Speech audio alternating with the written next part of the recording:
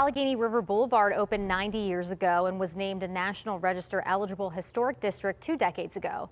But the 6-mile road is not as pretty as it used to be during the Great Depression. A bill passed the State House today to designate Allegheny River Boulevard as a scenic byway. We found out how that could help restore its beauty. Cruising along Allegheny River Boulevard, you may not know why it was built in the 1930s.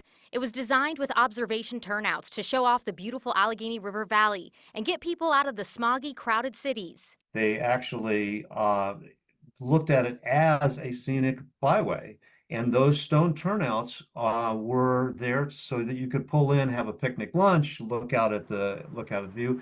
Rick Duncan, chair of Allegheny River Boulevard Preservation Association, says the road between Pittsburgh and Oakmont isn't what it used to be. Right now, it's basically an overgrown green tunnel, and people don't even realize sometimes that there's a river out there. They don't know what those stone structures are about. The 3 90-year-old turnouts are closed down with barriers across the entrances. In various stages of, let's say, neglect and falling apart, being overgrown by trees that roots are going to tear it apart. But Allegheny River Boulevard is driving closer to being designated as a scenic byway. Legislation introduced by State Representative Joe McAndrew of Penn Hills would make that happen. We want to make sure that, people are enjoying that experience. They enjoyed it in 1934 in their Model Ts, and we want to make sure that they're enjoying it today as well. The scenic byway designation will gas up the Preservation Association's efforts to improve the historic road. Duncan says the nonprofit wants to continue cleaning up overgrown vegetation, add beautiful plants and trees, do more trash cleanups, and prevent the stone turnouts from falling apart.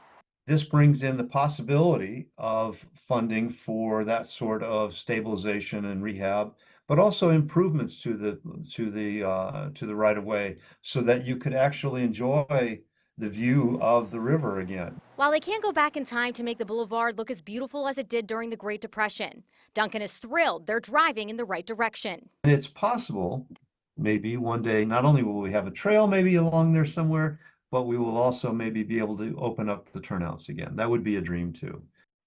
The bill now heads to the Senate. Representative McAndrew hopes it'll make it to the governor's desk and they'll see some of those improvements before the U.S. Open takes place in Oakmont next year.